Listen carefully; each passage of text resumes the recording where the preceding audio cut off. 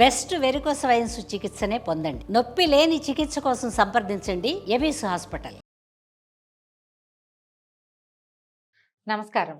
మాఘ పురాణం 26వ రోజు పారాయణలోకి వచ్చాం. ఈ రోజున మాఘ బహుళ ఏకాదశి, విజయ ఏకాదశి అంటారు. ఎవరెవరు ఉపవాసం ఉండదలుచుకున్నారో ఆ ఏర్పాటు చేసుకోవచ్చు. పగలు ఉపవాసం ఉండి పగలు రాత్రి కూడా మొత్తం రోజంతా ఉండొచ్చు. ఉండలేని వాళ్ళు ఏదైనా ఫలహారం లాంటిది తీసుకుని ఉపవాసం ఉండొచ్చు. మర్నాడు 7వ తారీఖు ఉదయమే ద్వాదశి పారాయణ చేసుకోవచ్చు. అవకాశం ఉన్నవాళ్ళు ఉపవాసం ఉండండి. లేదా ఏమో ఉపవాసం అంతా పూర్తిగా అన్నం మానేసి ఉండలేమండి అంటే 2 పూట్ల ఏదైనా ఫలహారం చేసైనా ఏకాదశి ఉపవాసాన్ని ఉండొచ్చు. అయితే ఇప్పుడు మనం ఏం కథలో ఉన్నాము? సులక్షణ మహారాజు కుమారుడు లేక ఆయనకి భగవంతుడు ఇచ్చిన అవకాశం ప్రకారం జన్మించినటువంటి కుమారుడు అడవిలో పక్షులతోటి పెంచబడి చివరికి ఒక ముని భార్యలతోటి సంరక్షించబడి మళ్ళీ అడవికి చేరిపోయాడు. విధి ఎంత విచిత్రమైందో చూడాలి. పాపం ఆ బాలుడి జాతకం ఏమిటో కానీ కన్నతల్లి పుట్టుకతోటే ఇది అబ్బాయి పుట్టాడు, ఆవిడేమో క్రూర మృగానికి బారిన పడి కన్నుమూసింది. ఇప్పుడు పెంపుడు తల్లి ఏమో అడవిలో పడేసి వెళ్ళిపోయింది. పాపం ఆ బాలుడికి దిక్కెవరు? దీనుల్ని కాపాడడానికి దేవుడే ఉన్నాడట్టుగా ఈ శ్రీహరే అతన్ని సంరక్షించాలి. నా అన్నవాళ్ళు కనపడక ఆ నిర్జన వన ప్రదేశంలో ఆ బాలుడు ఏడ్చేడ్చి ఒక తులసి మొక్క సన్నిధిలో నిద్రాదేవి ఒడిలోకి జారుకున్నాడు. పిల్లాడు చంటెప్పుడు అంటే ఏడాది వయసప్పుడు అడవిలోనే ఉన్నాడు. వాడికి అడవి కొత్త ఏం కాదు. కానీ 3 ఏళ్ళు మనుషుల ఆలనా పాలనాలో ఉన్నవాడు, మనుషుల సాంగత్యంలో ఉన్నవాడు. ఒంటరితనాన్ని సహించలేం.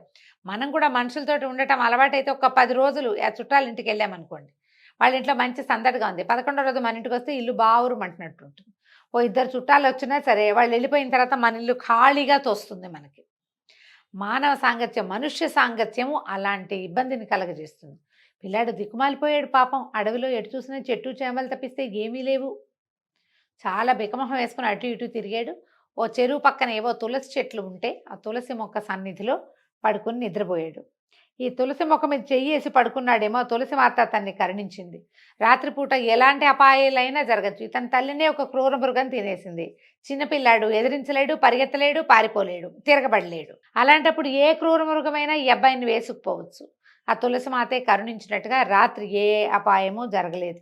ఒంటరిగా పొద్దున నిద్రలేచి చూసుకుంటే ఏముంది, పిల్లవాడికి ఏమీ తోచల. నిర్జన ప్రదేశం, ఒంటరిగా ఉన్నాడు. ఓ విపరీతంగా ఏడ్చాడట. పెద్ద నోరు పెట్టి ఏడుస్తున్నాడు, తన వారెవరూ కనపడకపోయేసరికి అలా.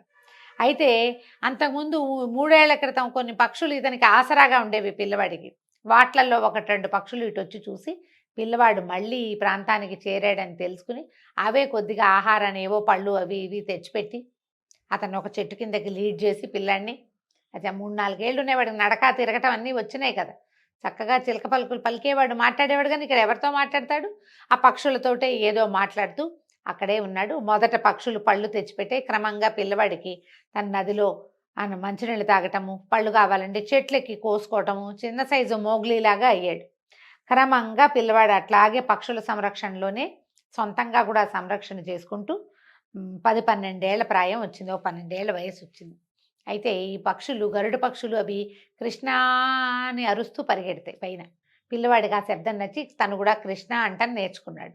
ఆ కృష్ణ అంటుంటే వాడికి ఒక సంతోషం కలిగేది. అక్కడి నుంచి ఈ అడవి పైభాగంలో కిన్నరులు, చారణులు వాళ్ళు కూడా నారాయణ నామస్మరణ చేస్తూ, కృష్ణ నామస్మరణ చేస్తూ, శివనామస్మరణ చేస్తూ వెళ్తూ ఉండేవాళ్ళు. తనకి ఫెమిలియర్గా మాటలు వచ్చిన పిల్లాడు కదా, ఆ పదాలు తనకు తెలిసిన పదాలు అవటంతో కొన్ని పదాలని అలవరుచుకున్నాడు. ఆ పదాలనే పదే పదే అంటూ ఎప్పుడు నిత్యము భగవన్నామస్మరణ చేసేవాడు. అయితే వాడికి బాధగా ఉండేది. ఆశాపాశాలతో, నిరాశ నిస్పృహలతో చాలా సతమతం అవుతూ ఉండేవాడు. ఎవ్వరూ లేకుండా ఈ ఒంటరిగా ఉండటం అది వాడికి నచ్చేది కాదు. చాలా దుఃఖపడుతూ ఉండేవాడు. అయితే ఏమైంది, ఒకసారి కృష్ణ కృష్ణ కృష్ణ అనుకుంటుంటే ఏదో కాంతి వలయంలాగా కనపడిందట కంటి ముందు, పొట్టి నామస్మరణతోటి. అప్పుడు ఇతనికి ఏమనిపించింది, ఆ కాంతిలో ఎవరో తనతో మాట్లాడుతున్నారనిపించి భగవంతుడిని అడిగాడట. ఓ శరణాగత వల్లభ, జగద్రక్షక, నా జీవితం ఇంతేనా? నేను ఇలా అడవుల పాలై ఉండవలసిందేనా? నాలాంటి మనుషులతోటి సంచరించే అవకాశం నా జీవితానికి లేదా? నేను ఈ అడవిలో ఒంటరిగా నిరాశతోటి తోడు లేకుండా ఇలాగే నేను జీవించాలా? నేను నా వారిని కలవలేనా? నా జీవితం ఇంతేందా అని పరిపరి విధాలుగా ప్రశ్నిస్తూ దుఃఖిస్తే అప్పుడు ఆ వెలుగులోంచి అతనికి ఒక ఆకాశవాణి వినపడింది. ఏమని చెప్పింది? కుమారా, బాధపడద్దు. దగ్గరలో ఒక సరస్సు ఉన్నది కదా, మాఘమాసం ప్రవేశించింది, నిన్నటి నుంచో ఇవాళ నుంచో వచ్చిందనమాట. కావున నీవు పోయి ఆ నీటిలో స్నానం చేస్తే ఆ శ్రీహరి కరుణించి నీకు ప్రత్యక్షం అవుతాడు. ఇతను కనపడింది ఒట్టి వెలుగే, భగవంతుడు కనపడలా, ఆ వెలుగే కనిపించింది. అయితే నువ్వు వెళ్ళి మాఘ స్నానం చేయమంటే ఈ పిల్లవాడు ఏం చేశాడు, ఆకాశవాణి పలుకులు విని ఆ నదీ తీరానికి వెళ్ళి నదిలో శుద్ధంగా స్నానం చేసి అప్పుడు విష్ణు ధ్యానం చేయటం మొదలుపెట్టాడనమాట. అయితే ఈ రాజకుమారుడి అకళంక భక్తి శ్రద్ధలకు నిర్మల ధ్యానానికి మహావిష్ణువు సంతోషించి లక్ష్మీదేవితో సహా ప్రత్యక్షమయ్యాడట. కుమారా, నిష్కల్మషమైన నీ నిరుపమాన భక్తికి మెచ్చాను, నీకేం వరం కావాలో కోరుకో, ప్రసాదిస్తానన్నాడు. అంతట బాలుడు ఏమడిగాడు, స్వామి నేనెవరో నాకు తెలీదు, నా తల్లిదండ్రులు ఎవరో తెలీదు, ఊహ తెలిసినప్పటి నుంచి నేను కష్టాలే అనుభవిస్తున్నాను, కానీ సుఖం అనేది తెలీదు, తల్లిదండ్రుల ప్రేమానురాగాలకి నోచుకోలేదు, ఆప్యాయంగా అక్కును చేర్చుకునే వాళ్ళు ఒక్కళ్ళైనా లేరు, ప్రకృతి వెడిలో పెరిగిన నాకు ఏమీ తెలీదు, భగవంతుణ్ణి భక్తితో భజించడం తప్ప మరొకటి తెలీదు, కాబట్టి మీ పాద సన్నిధిని నన్ను బతకనియండి, మీ సాన్నిధ్యం తప్ప నాకు ఇంక ఏదీ వద్దు. భగవంతుడిని చూసేసరికల్లా అమ్మ కావాలి నాన్న కావాలి అని అడగరండి. కొంత జ్ఞానం వచ్చిన వాళ్ళు మామూలుగా మనం ఒట్టిగా మనం ప్రతిమా విశేషాల ముందు కోరుకుంటున్నాం అనుకోండి, ఈ పని అవ్వాలి ఆ పని అవ్వాలి అని ఆయన ఏదో పెద్ద ఆఫీసర్ లాగా మన కోరికల చిట్టా అంతా చెప్పుకున్నాం. కానీ ఒక్క మాట భగవత్ సాన్నిధ్యం లభించేసరికల్లా జ్ఞానచక్షువులు తెరుచుకుంటాయి, ఎవరికైనా జ్ఞానం వచ్చేస్తుంది. అప్పుడు నాకు ఇది కావాలి అది కావాలి ఈ పనులు కావాలి అలాంటి ఆలోచన ఉండదు, దేహాభిమానం ఉండదు. ఇంకా ఏ సాన్నిధ్యం అయితే మనకు అప్పుడు లభించిందో అదే శాశ్వతం కావాలని కోరుకుంటారు. ఎప్పుడు ఇలాంటి లక్షణాలు ఉంటాయి, నాకు ఇది కావాలి అని అడిగేది ఆసురీ గుణంతో చేసిన వాళ్ళకి. ఇప్పుడు రావణాసురుడో హిరణ్యకశిపులో లేదా కుంభకర్ణుడో వీళ్ళంతా కూడా బ్రహ్మవర ప్రసాదులు. కొన్ని వందల సంవత్సరాలు వేల సంవత్సరాలు తపస్సు చేసి బ్రహ్మ కోసం ఆయన ప్రత్యక్షం అయ్యాక తాత నాకు అది కావాలి నాకు ఇది కావాలని అడిగారు. మనం పురాణాల్లోనే చూస్తాం కదా.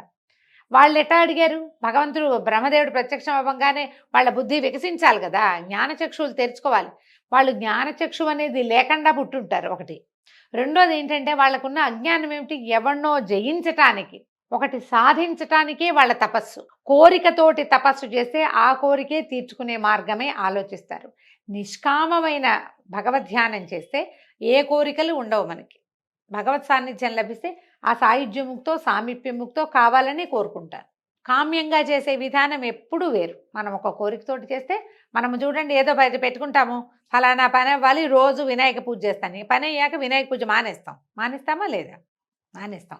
అక్కడి నుంచి ఏదో ప్రోగ్రాము ఒక సరిగ్గా అవ్వాలి, అంత వివాహం సుసంపన్నం కావాలి, లేకపోతే ఉద్యోగం రావాలి, 24 శనివారాలు 36 మంగళవారాలు ఏవో మొక్కుకుంటాం.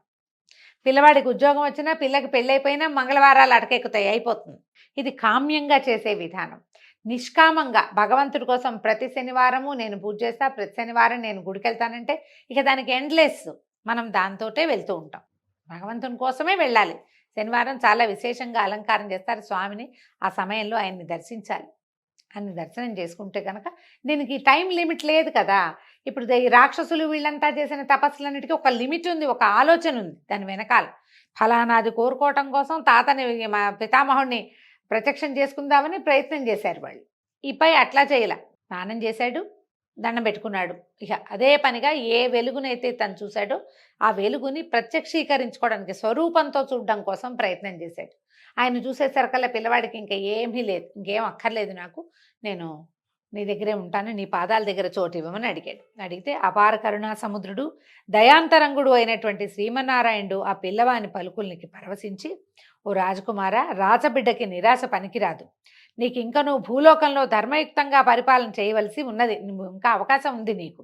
నీ తండ్రి రాజ్యమునేలే ధర్మప్రభువైన సులక్షణుడు, అతడు వృద్ధుడయ్యాడు. కనిష్ట భార్య మరియు నీ తల్లి అయినటువంటి ఆమె ఎక్కడ పోయిందో తెలియక తల్లడిల్లిపోతున్నాడు. పుట్టిన బిడ్డ ఏమయ్యాడునని పుట్టెడు దుఃఖంతో ఉన్నాడు. కాబట్టి నువ్వు నీ తండ్రి దగ్గరికి వెళ్ళి కన్న తండ్రి రుణం తీర్చుకో అంటూ అక్కడికి సమీపంలోనే తపస్సు చేసుకుంటాం ఒక మునీశ్వరునికి అప్పగించి భవిష్యత్ కార్యాన్ని ఆయనకి స్వప్న నిర్దేశం చేశాడు. ఫలానా సరస్తీరంలో 12 సంవత్సరాల కుమారుడు ఒకడున్నాడు. ఆ పిల్లవాడిని తీసుకెళ్లి సులక్షణ మహారాజుకు అప్పచెప్పి నా ఆజ్ఞగా అతన్ని కుమారునిగా స్వీకరించమని, అతడు సులక్షణుని యొక్క కుమారుడు అని చెప్పమని ఒక ముని గారికి ఈ పనిని అప్పచెప్పేసి మునీశ్వరుడికి ఆయన విష్ణువు అంతర్ధానమయ్యాడట. అప్పటికే పుట్టిన బిడ్డ, ఆఖరి భార్య ఇద్దరు ఏమయ్యారో తెలియని వృద్ధ సులక్షణ మహారాజు తీవ్ర మనస్తాపంతో ఆశ చావక 12 సంవత్సరాలు గడిచినా కూడా ఇంకా వారి కోసం వెతికిస్తూనే ఉన్నాడు. ఎక్కడైనా భార్య, పిల్లవాడు దొరుకుతారేమో అని వెతుకుతూనే ఉన్నారు. ఈ బిడ్డ మీద బెంగతో, అంటే తన రాజ్యానికి ఉత్తరాధికారి అని భావించాడు గర్భస్థ శిశువు. పిల్లవాడు దొరకపోయేసరికల్లా ఈ పై వాళ్ళకి పిల్లలు పుట్టే అవకాశం ఎలాగూ లేదు. మంత్రించిన పండు దొరికింది ఒకటి. ఆ ఒకదాని ఫలితము ఆవిడ గర్భంలో ఉంది. ఆవిడేమో పిచ్చెత్తి వెళ్ళిపోయింది. ఏమీ చేయలేక ఆయన అట్లా దిగులు పడుతూ చాలా దుఃఖంతో ఉన్నాడట. ఈ సమయంలో ఈ మునీశ్వరుని వెంట ఈ 12 సంవత్సరాల రాకుమారుడు వెళ్ళాడు. ఈ ముని బాలుడి వృత్తాంతమంతా రాజుకు విన్నవించాడు. సంతోషించాడు రాజు చాలా. కనిష్ట భార్య మరణించినందుకు బాధపడాలో, ఈ పిల్లవాడు దొరకడు, ఇక అసలు అవకాశమే లేదనుకున్న బిడ్డ దొరికినందుకు సంతోషించాలో తెలియక ఆయన చాలా సంతోష విచారాలతో తబ్బిబ్బైపోయాడు. బాలుడిని కౌగిలించుకుని మనసారా ముద్దాడాడు. ప్రపంచం అంతా సంతోషించిందట. ఆయన రాజ్యంలో ఉన్న వాళ్ళంతా 12 ఏళ్ల తర్వాత ఈ పిల్లవాడు లభించడం. ఇప్పుడు ఎక్కడి నుంచో వచ్చిన పిల్లాన్ని ఎటా నమ్ముతాం, గుర్తులే ఉన్నాయి, ఆధార్ కార్డు లేదు, ఇలాంటివి భావించే రోజులు కావు. మునివాక్యాలు నమ్మే రోజులు. ఋషివాక్యము, మునివాక్యము, పండిత వాక్యము, బ్రాహ్మణ వాక్యము, వీటిని ఆజ్ఞగా శిరసావించే విధానం ఉన్న కాలం కాబట్టి ఆయన విష్ణువు కల్లోకి వచ్చాడు. ఆయన ఇట్లా చెప్పాడు విష్ణుమూర్తి, ఈ పిల్లవాడు నీ కుమారుడు అని చెప్పి అపజెప్పంగానే రాజు ఎంతో సంతోషించాడు. రాజ్యంలో వాళ్ళంతా ఎంతో ఆనందించారు.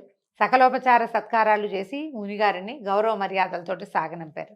తర్వాత 12 సంవత్సరాల పిల్లవాడికి అప్పటిదాకా జాతకర్మ లేవు, వాడికి బారసాలు లేదు, ఏమీ లేదు. అప్పుడు జాతకర్మాది క్రియలన్నీ నిర్వహించి సుధర్ముడని నామకరణం చేసి విద్యాబుద్ధులు చెప్పించి తదనంతరము అతన్ని రాజ్యాభిషేక్తుని చేశాడు. ఈ విధంగా మాఘస్నానం చేయటం వల్ల పిల్లవాడికి మళ్ళీ తన రాజ్యం లభించింది. ఇదే మాఘస్నానం సరిగ్గా చేయకపోవటం వల్లే రాజుగారికి సంతానం లభించలేదని, దానికి ఋషులు మునులు మంత్రించిన పండిచ్చారని కథలో చెప్పబడిందండి. ఈ విధంగా ఈ కథ ఇవాళకి పూర్తయింది. రేపు ఉదయం మళ్ళీ 27వ రోజు పారాయణలో కలుసుకుందాము. నమస్కారం.